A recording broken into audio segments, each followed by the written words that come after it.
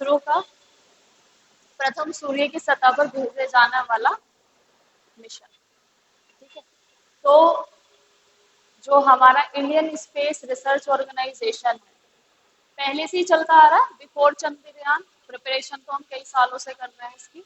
तो आदित्य L1 नाम से हमारा जो मिशन है वो मून तक, क्योंकि मार्स पे हम भेज चुके हैं, मंगल पे, ठीक है, अब चांद पे भी हमारा चला गया। अब बचा क्या है, जो मेन जो वो है सेलेशियल बॉडी, दैट इज सन। तो सन की जो सतह है उसको एक्सप्लोरेशन करने के लिए कि how it is, magnetic field कितना है, क्या क्या चीजें हैं, वो सारी जो एक्सप्लोरेशन करने के लिए हमारा मिशन जाएगा आदित्य L1। और ये इंडिया का फर्स्ट स्पेस ऑब्जर्वेटरी जाएगी सन पर। ठीक है, पहली बार जा रहा है। इससे पहले जापान ने, चाइना ने और यूएस ने भेज दिया है अपना अपना। ठीक है, तो ये हमारा रहेगा आदित्य L1, और ये 2 सितंबर में भेजा जाएगा आदित्य L1। बट लेकिन इसमें खास बात याद करने की है कि बेटा जो सन है, sun is hot, you know, and when we say hot, तो it's not कि टेम्परेचर इतना है कि वहां पे जो भी मटेरियल से बना हम वहां पे भेज रहे हैं उसका जो मेल्टिंग पॉइंट होना चाहिए वो बहुत हाईएस्ट होना चाहिए। अगर मेल्टिंग पॉइंट हाईएस्ट होगा तभी वो सरवाइव कर पाएगा इतने टेम्परेचर में। ठीक है, तो अगर हम उसकी बात करें सन की, तो बेटा सन की जो अंदर की सरफेस है, बिल्कुल अंदर जो है, दैट इज कोर। उसके ऊपर एक और लेयर है, फिर एक और लेयर है।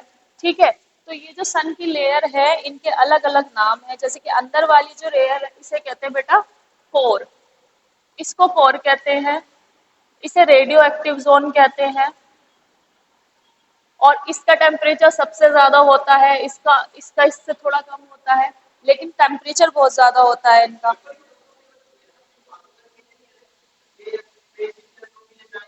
हाँ, बचेंगे नहीं, अंदर नहीं बचेंगे।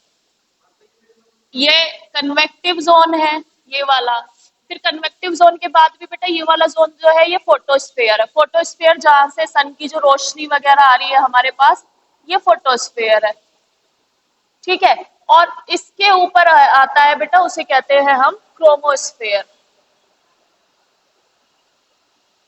क्रोमोस्फेयर। तो बेसिकली जितने भी मिशन भेजे गए हैं वो सिर्फ इस वाली सरफेस पे भेजे गए हैं। या हमारा जो मेन पर्पस है आदित्य L1 का वो क्रोमोस्फेयर पर है। ठीक है, हम इस जगह भेजना चाह रहे हैं और यही भेजा जा सकता है, और डीप में नहीं जाएगा, विमान नहीं बचेगा। ठीक है, कोई भी किसी भी मटेरियल से बना हो, इतना हाईएस्ट टेम्परेचर और प्रेशर है अंदर, और वहां पे फ्यूजन होता रहता है। तुम्हें पता है ना, sun is like a nuclear bomb, उसमें कंटिन्यूसली रेडियो एक्टिव एक्टिविटी होती रहती है। दैट्स वाई वो कंटिन्यूसली बर्न होता रहता है। अणु बनते हैं, टूट जाते हैं, बनते हैं, फिर टूट जाते हैं। It's like a nuclear bomb. Nuclear bomb भी हम कह सकते हैं बहुत लेस है, ना जाने कितने न्यूक्लियर बॉम्ब सन के अंदर है। ठीक है, तो हमारा जो मेन पर्पस रहेगा वो इस वाली सतह पर रहेगा बेटा। यहाँ तक कोई नहीं भेजेगा और ना ही जा सकते हैं यहाँ तक। यही वो जोन है जहां से बेटा ये सोलार विंड छोड़ता है। सोलार विंड, ऑरोरा बोरियलिस तो देखी है ना, नदन लाइट। तो नदन लाइट जो होती है वो यहीं से जाती है, वो विंड। तो याद रखना आदित्य L1 हमारा मिशन है, और हम क्रोमोस्फेयर पे और कोरोना पे। कोरोना किसे कहते हैं, अब इसकी जो बिल्कुल बाहरी सतह है उसे कोरोना कहते हैं। ठीक है, तो हमारा जो मेन पर्पस है वो क्रोमोस्फेयर और कोरोना को स्टडी करना है। आदित्य L1 का जो पर्पस रहेगा कोरोना और इसके क्रोमोस्फेयर को वो स्टडी करना है। ठीक है, स्टडी मीन्स कि क्या क्या केमिकल्स वहाँ पे अवेलेबल है, कैसे एक्टिविटीज हो रही है, मैग्नेटिक फील्ड कितना है, वो सारी चीजें एक्सप्लोर करेगा आदित्य L1। ये हमारा, और 2 सितंबर में इसे लॉन्च करने की अभी डेट रखी गई है। ठीक है, तो ये हो गया। बाकी नेक्स्ट क्वेश्चन है, हाल ही में प्रथम भारतीय महिला पाकिस्तान में प्रधान आयुक्त नियुक्त की गई। तो तुमने बेटा हाई कमिश्नर सुने होंगे, हाई कमीशन सुना है कि इंडिया के हाई कमीशन, यूएस के हाई कमीशन क्या होते हैं। हाई कमीशन बेसिकली क्या होते हैं, जो एम्बेसीज तो सुनी होंगी, इंडियन एम्बेसी बाहर है, पाकिस्तान एम्बेसी, ये एम्बेसी है, यूएस की एम्बेसी इंडिया में है। व्हाट इज द एम्बेसी, तो बेसिकली क्या, हाँ, जो हम अपने यहाँ से अपने फॉरेन मिनिस्टर वहां पे भेजते हैं, जो फॉरेन ऑफिसर हम अपने यहाँ से भेजते हैं किसी कंट्री में, क्यों? क्योंकि बेटा यूएस में भी इंडियंस रह रहे हैं। अब वहां पे भी हमें अपनी एम्बेसी क्यों रखनी पड़ती है? ताकि वो टाइम बाय टाइम अपने इंडियंस जो डायस्पोरा हमारा वहां पर है, उनके राइट्स को उनके लिए वहां पर रहे। ठीक है। फॉर इंस्टेंस जैसे कि बेटा क्या होता है, कहीं कहीं युद्ध छिड़ जाता है, जैसे कि अगर यूक्रेन की बात हम करें, यूक्रेन में जब ये रशिया ने युद्ध छेड़ दिया, तो हमारे बहुत सारे मेडिकल के स्टूडेंट वहां पर थे। ठीक है। सिटीजन्स भी थे भाई, काम के लिए भी जाते हैं। तो हम क्या करेंगे, अपने हाई कमीशन को यहाँ से कांटेक्ट किया कि भाई जितने भी इंडियन है बाहर निकालो उनको और सेफ अपना घर भेजो। तो वंदे भारत नाम का मिशन हमने लॉन्च किया था, तो वहां से निकाले थे उनको अपने यहाँ से हमने प्लेन भेजे थे यूक्रेन में।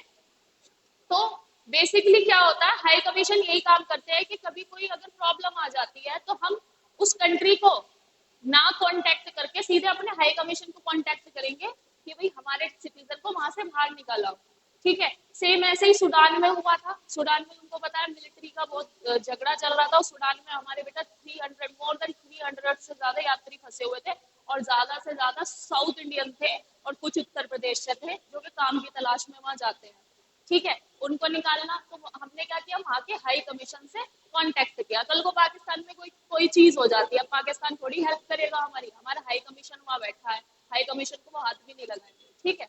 तो हाई कमीशन क्या करता है, अगर हमारे वहां सिटीजन है किसी भी पर्पज से, तो उनको सेफली बाहर निकाल लेंगे। सेम ऐसे ही हुआ था कोरोना के टाइम पे, जब चाइना ने कहा था कि सब यहाँ से भाग जाओ, कोरोना फैलने वाला है। हमने अपने सिटीजन तो बचाने थे भाई, मरने थोड़ी देते हैं वहां पे। तो ऐसे ही हमने अपनी इंडियन एम्बेसी से कांटेक्ट किया चाइना में कि हमारे सिटीजन का करवाओ इंतजाम, भेजो कंट्री में वापस। तो हाई कमीशन का ये काम होता है उस कंट्री में पर्टिकुलर, और एम्बेसीज का भी यही रोल होता है। आपको वीजा लेना है, कुछ भी करना अदर कंट्री में, आप सीधे एम्बेसी से वो कर सकते हैं। और एक और चीज है, वहां पे कुछ कर दिया किसी दूसरी कंट्री में, हाई कमीशन ही छुड़वा के लाएगा तुमको। ठीक है। क्योंकि डिपोर्ट करने का राइट उन्हीं के पास होता है, वही आपका पासपोर्ट वापस दिलवाएंगे वहां की कंट्री से। तो ये हाई कमीशन का रोल होता है बेसिकली। और अभी इंडिपेंडेंस में सबसे पहली बार गीतिका श्रीवास्तव नाम से हमारी 2005 बैच की आईएफएस ऑफिसर है, वो पाकिस्तान में हाई कमीशन नियुक्त हुई है, फर्स्ट वुमेन अभी तक इंडिपेंडेंस के बाद। तुमको पता ही है हमारे रिलेशन पाकिस्तान से बहुत सोरिंग है, और सोरिंग इसलिए नहीं है क्योंकि वो खराब है, खराब तो वो है ही, प्लस उनके साथ साथ जो उनकी एक्टिविटीज है वो भी बेकार है, वो भी वाहियात किस्म की है। क्योंकि उन्होंने क्या किया है, आईएसआई नाम की उनकी एक इंटेलिजेंस एजेंसी है, जो नाम की इंटेलिजेंस एजेंसी है, but it's totally a terrorist organisation. और ये क्यों बनाई गई थी? ये वहां के मिलिट्री के कमांडर जनरल ने इसलिए बनाई थी, टू काउंटर इंडिया, हमें काउंटर करने के लिए, है ना। और यही वो इंटेलिजेंस एजेंसी है अलकायदा, जिनके छोटे छोटे मशरूमिंग टेररिस्ट ऑर्गेनाइजेशन बन गए। कौन कौन, हिजबुल मुजाहिदीन हो गया, अलकायदा हो गई, ये आईएसआईएस हो गया। तो ये सब इन्होंने क्या किया, फिर मिलके 26/11 वाला इंसिडेंट हुआ, और तब लोगों की आंख खुली कि हाँ, पाकिस्तान सीरियसली कर रहा है। हम तो बता रहे थे सबको कि हो रहा है, लेकिन जब हमारे यहाँ पे 26/11 वाला इंसिडेंट हुआ, तुम्हें याद हो ताज होटल में मुंबई में 26 नवंबर 2011 में जो इंसिडेंट हुआ था, वहाँ पे हमारे कितने सारे यात्री जो फॉरेन ट्रैवलर्स थे उस होटल में फंस गए थे, और उन्होंने वहाँ बम ब्लास्टिंग की थी। ठीक है। तब लोगों को आंखें खुली, तब अमेरिका की भी आंखें खुली कि हाँ सच में ये लोग ऐसे हैं। और फिर अमेरिका ओपनली सपोर्ट करता था पाकिस्तान को पहले, लेकिन जब 9/11 वहां पर हुआ और 26/11 हमारे यहाँ हुआ, 9 नवंबर 2011 को वहां ब्लास्ट हुआ, हमारे यहाँ 26 नवंबर 2011 को प्रॉपर प्लानिंग के साथ ये इनके काम हुए थे। स्लीपर सेल मूवी में सुने होंगे, स्लीपर सेल ये काम करते हैं। ठीक है। तो जब ये चीजें हुई, आफ्टर दैट अमेरिका को लगा कि हाँ ये खतरनाक है, तब ओसामा बिन लादेन मारा गया था, और हमने आमिर जमल कसाब और जो जितने भी 26/11 में थे सबको फांसी दी थी। ठीक है। तो ये बेसिकली क्या है, हमारे सोरिंग रिलेशन है। तो इसलिए इंडिपेंडेंस के बाद अब पहली महिला आयुक्त वहां पे नियुक्त की गई है, हमारी गीतिका श्रीवास्तव। और बेटा बेसिकली आईएफएस ऑफिसर ही वहां पर नियुक्त किए जाते हैं एज अ हाई कमिश्नर, किसी को भी मन से नहीं कर सकते नियुक्त।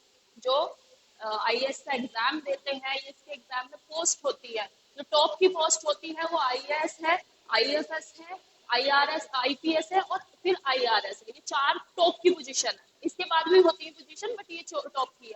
तो उसमें IFS जो है, इंडियन फॉरेस्ट सर्विस, ये होती है अदर कंट्रीज में सर्व करने के लिए। जैसे कि यूएनसी में हमने अपने वो भेजने हैं कमीशंस, या वहाँ पे सेक्रेटरी अपॉइंट करने हैं फॉरेन अफेयर्स के लिए, ठीक है। तो दिस इज गीतिका श्रीवास्तव, याद रखना, 2005 याद रखना, IFS ऑफिसर है ये, और हमारे पहली भारतीय ये वहां पर नियुक्त की गई है, ठीक है। अब नेक्स्ट क्वेश्चन है, ग्रीस के प्रधानमंत्री वर्तमान में कौन है?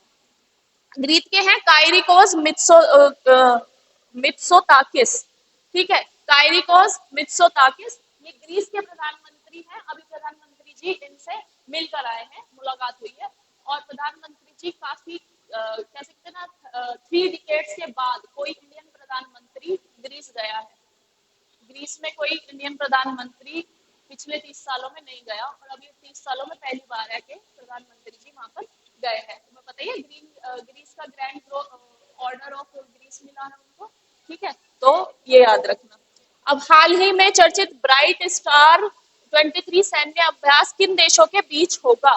तो ये बेटा भारत, मिस्र और यूएस की जो आर्मी है उनके साथ होगा। एक ट्राई सर्विसेज एक्सरसाइज है, सैन्य अभ्यास होता है ये। और इस अभ्यास में क्या होता है, जो उनके एक्सपीरियंस है वो शेयर करते हैं, और जो हमारे हैं हम शेयर करते हैं। और विश्व की सबसे बड़ी आर्मी किसकी है? विश्व की सबसे बड़ी जो मिलिट्री है वो किसकी है पता है तुम्हें? अमेरिका, ठीक है, अमेरिका की सबसे बड़ी मिलिट्री है, that's why it is a super power, ठीक है। तो 31 अगस्त से 14 सितंबर तक होगी, तो हमें तो ऑब्वियस सी बात है उनके एक्सपीरियंस चाहिए, और इजिप्ट मिलकर कर रहे हैं ताकि अपने एक्सपीरियंसेस में शेयर करते हैं, एक दूसरे पे हमला नहीं करते। बेसिकली नॉर्मल पेट्रोलिंग होती है, ड्रिल होती है, और ऐसे होता है कि वो अपने एक्सपीरियंस शेयर कर रहे हैं, हम अपने कर रहे हैं। कैसे? हाँ, ट्रेनिंग काइंड ऑफ होता है, और इसको एक्सरसाइज का नाम इसलिए देते हैं क्योंकि वो आपस में प्रैक्टिस करते हैं, ठीक है। अब नेक्स्ट क्वेश्चन है ये वाला, एम्परर पेंगुइन। पेंगुइन तो सुने होंगे, पेंगुइन देखे भी होंगे। It's a flightless bird, although it is a bird but it is a flightless, उड़ नहीं सकता ये, फ्लाइटलेस है। तो मेनली जो पेंगुइन है वो बेटा सदर्न उसमें पाए जाते हैं, हेमिस्फेयर में, सदर्न हेमिस्फेयर में। नदर्न हेमिस्फेयर में पेंगुइन नहीं पाए जाते, और इसका कारण है क्यों नहीं पाए जाते। नदर्न हेमिस्फेयर में मिलते हैं, और मोस्टली अबंडेंट जो मिलेंगे वो सबसे ज्यादा अंटार्कटिका में मिलेंगे। इसका कारण क्या कारण है पता है? ठंड। इनको परमानेंटली फ्रोजन जगह चाहिए, वहां पे परमानेंटली बर्फ, मतलब ये थोड़ा सा भी गर्मी बर्दाश्त नहीं कर सकते, ठीक है। तो जो एम्परर पेंगुइन है इसका IUCN में स्टेटस है नियर थ्रेटन, और ये टॉलेस्ट और हैवीएस्ट एनिमल है, मतलब टॉलेस्ट और हैवीएस्ट पेंगुइन है। सारे पेंगुइन में सबसे बड़ा सबसे लंबा यही होता है, ठीक है, पेंगुइन ये वाला। तो अब प्रॉब्लम क्या आ रही है, अंटार्कटिका में क्या हो रहा है बेटा, due to global warming climate change, वहां की जो बर्फ है वो पिघल रही है, तुमको पता ही है। अब पिघलने की वजह से क्या होता है, ठंड में, ये ठंड में ही ब्रीड करता है, विंटर्स में ब्रीड करता है। अब विंटर में भी बर्फ कम है, तो ये उस टेम्परेचर में ब्रीड नहीं कर पा रहा, इसलिए इसकी जो पॉपुलेशन है उसमें गिरावट आ रही है, इसलिए नियर थ्रेटन है, यानी 30% पॉपुलेशन इसकी विलुप्त हो गई है, और 70% बची है। तो ये नियर थ्रेटन की कैटेगरी में है कि पॉपुलेशन गिर रही है धीरे धीरे, ठीक है। एम्परर पेंगुइन मेनली अंटार्कटिका में पाया जाता है, और बताइए ये ठंड में ही ब्रीड करता है, विंटर में यही वाला पेंगुइन करता है, विंटर में बाकी सब तो किसी भी सीजन में कर लेते हैं। तो सबसे ज्यादा प्रॉब्लम अंटार्कटिका की आ रही है, बर्फ पिघलने वाली, ठीक है। और अंटार्कटिका इनहेबिटेबल है, कोई वहां रहता नहीं है। वहां पे बेटा हमारी स्टेशन है, अगर मैं इंडिया की बात करूँ, अंटार्कटिका में हमारे कौन कौन से स्टेशन अब ऑपरेशन कर रहे हैं। एक हमारा रिसर्च स्टेशन है भारती अंटार्कटिका में, और मैत्री। हमारा एक और था बेटा रिसर्च स्टेशन एक और था भारती मैत्री, तो ये तो चल रहे हैं, अभी ये चल रहे हैं। एक था हमारा बेटा दक्षिण गंगोत्री, तुमने नाम सुना हो, दक्षिण गंगोत्री, ये बंद हो गया है, अब ये ऑपरेशन में नहीं है, ये बंद हो गया है, अब ऑपरेशन में ये वाला नहीं है। क्या होते हैं ये पता है तुम्हें? अंटार्कटिका पे बेसिकली कोई रह नहीं सकता, और वहां रहने की किसी को परमिशन है भी नहीं, ड्यू टू उसका इकोनॉमी। अरे कई किलोमीटर तक बर्फ जमी हुई है, वहां क्या करोगे, घर कैसे करोगे, रहोगे कैसे, खेती भी नहीं कर सकते, वहां से कुछ और ला नहीं सकते, परमानेंटली फ्रोजन है। और आइस शीट ऐसे नहीं है बेटा, आइस शीट ऐसे नहीं जमी हुई है कि आप जस्ट उसे वाइपर से हटा दो, नहीं हो सकता। आइस शीट वहां पर ऐसे जमी हुई है, कई किलोमीटर खुदाई करने के बाद भी नहीं निकलेगा, इतना बर्फ है। ठीक है, तो वहां पे तो इग्लू इग्लू बन तो जाएंगे, लेकिन इग्लू में 2-4 दिन नहीं टिक पाओगे, वहां सर्वाइवल का नहीं है। और वहां से तुम ये सोचो ना कि चलो घर चले, तो घर जाने में भी कितना टाइम लग जाएगा, बहुत दूर है अंटार्कटिका हमारे यहाँ से। ठीक है, तो अंटार्कटिका इनहेबिटेबल है, वहां पे कोई नहीं रह सकता, और ना ही परमिशन है, कोई भी कंट्री इस चीज का अलाउ नहीं करेगी। तो इसलिए बेटा वहां पर हमारे रिसर्च स्टेशन है कि आप रिसर्च के लिए जा सकते हो, रिसर्च कर सकते हो, करके वापस आ जाओ। तो वहां पे हमारे स्टेशन लगे हुए हैं, भारती और मैत्री। ठीक है, भारती और मैत्री। अब नेक्स्ट है, इजिप्ट की राजधानी क्या है? इजिप्ट की राजधानी, सभी कंट्रीज की बेटा तुमको राजधानियां पता होनी चाहिए, जैसे कि पड़ोसी देशों से भी हम अभी शुरू करेंगे। कायरो इजिप्ट की राजधानी है, कायरो। ठीक है, याद रखना। पाकिस्तान की राजधानी क्या है? हाँ,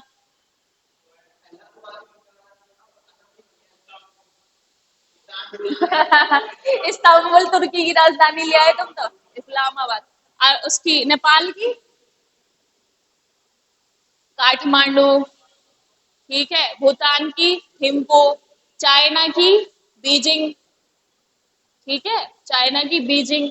इस तरह से पड़ोसी देशों की, श्रीलंका की जैसे ये हो गई, क्या है श्रीलंका की,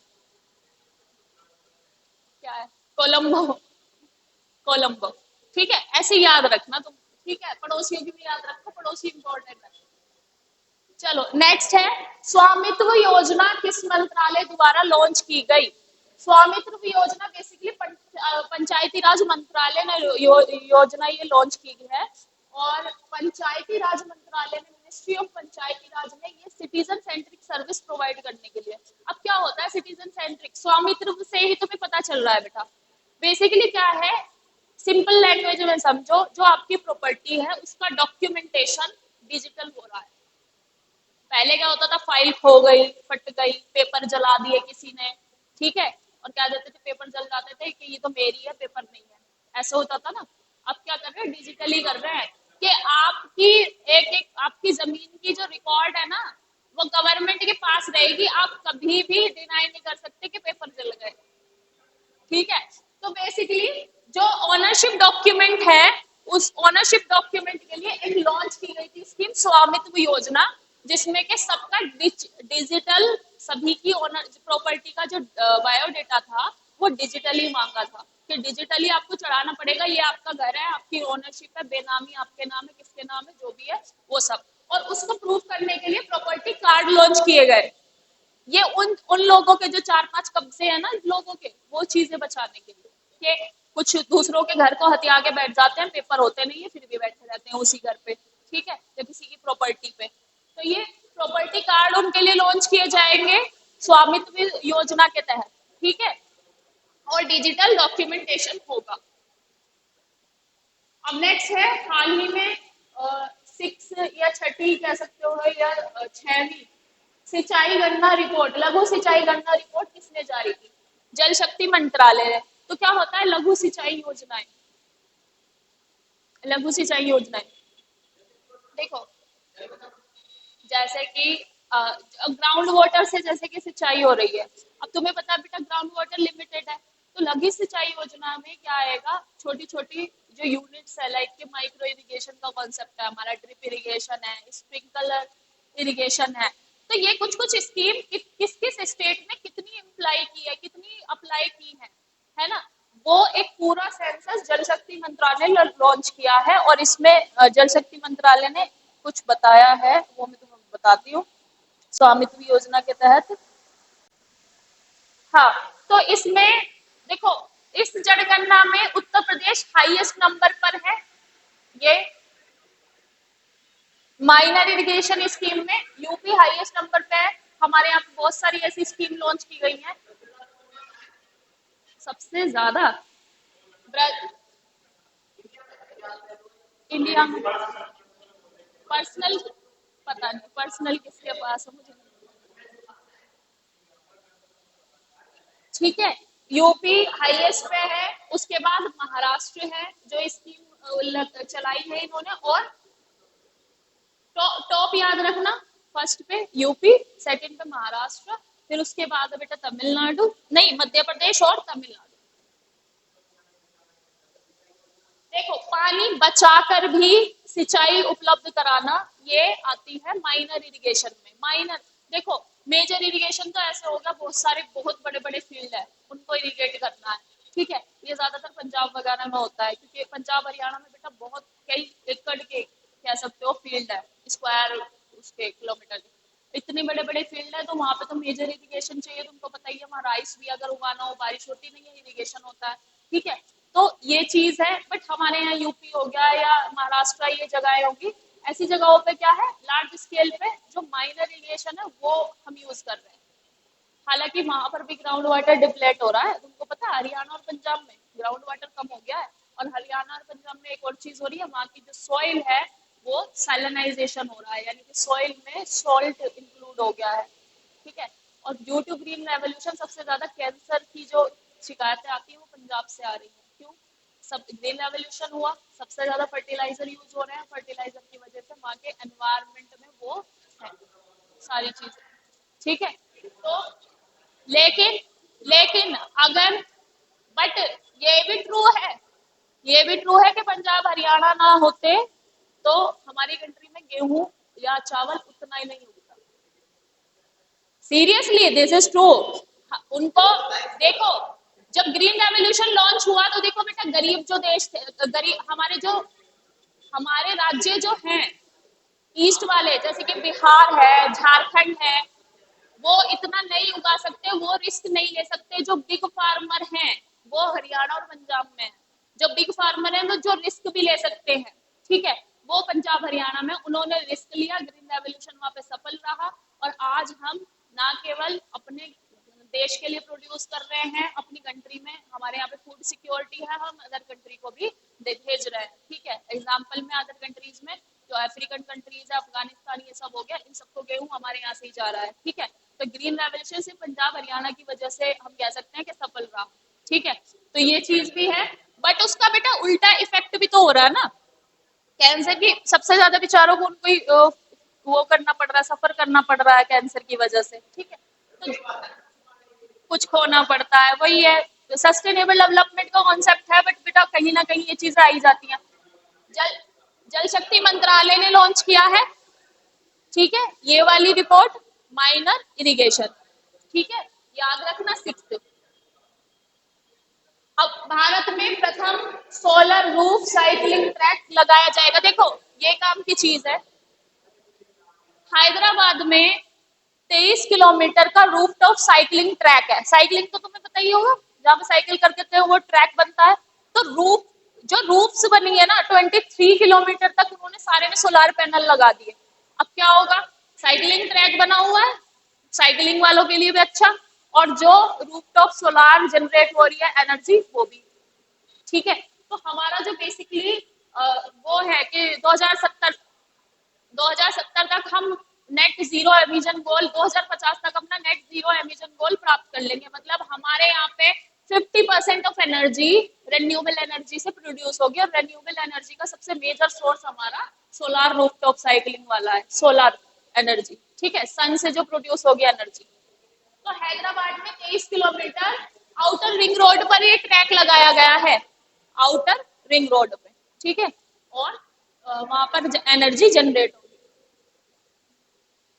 क्वेश्चन नंबर 10 है, सोलार पार्कर प्रोब किस देश द्वारा लॉन्च किया गया था, सोलार पार्कर जैसे हमारा आदित्य L1 है, ऐसे ही बेटा यूएसए में 2018 में लॉन्च कर दिया गया था सोलार पार्कर प्रोब, ठीक है, ये भी सन से ही रिलेटेड है, सन की जांच करने से रिलेटेड, ठीक है, तो याद रखेंगे क्या क्या हुआ है, इसरो का आदित्य L1 सूर्य की सतह को की जांच करने के लिए, और प्रथम भारतीय महिला पाकिस्तान में प्रधान आयुक्त गीतिका श्रीवास्तव, ग्रीस के प्रधानमंत्री कायरिकोस मित्सोताकिस, और ब्राइट स्टार स्ट्रैटेजी भारत, मिस्र और US army. Emperor penguin mainly कहाँ पाई जाती है? अंटार्कटिका में। इजिप्ट की राजधानी कायरो। स्वामित्व स्कीम किसने लॉन्च की? पंचायती राज मंत्रालय। और ये छठी लघु सिंचाई योजना किसने जारी की? जल शक्ति मंत्रालय। भारत में प्रथम सोलार रूफटॉप साइकिलिंग ट्रैक कहाँ बनाया गया? ये हैदराबाद में 23 किलोमीटर आउटर रिंग रोड पर। और सोलार पार्कर प्रोब किस देश द्वारा भेजा गया? ये यूएसए का है 2018 में। ठीक है, तो दिस इज डन।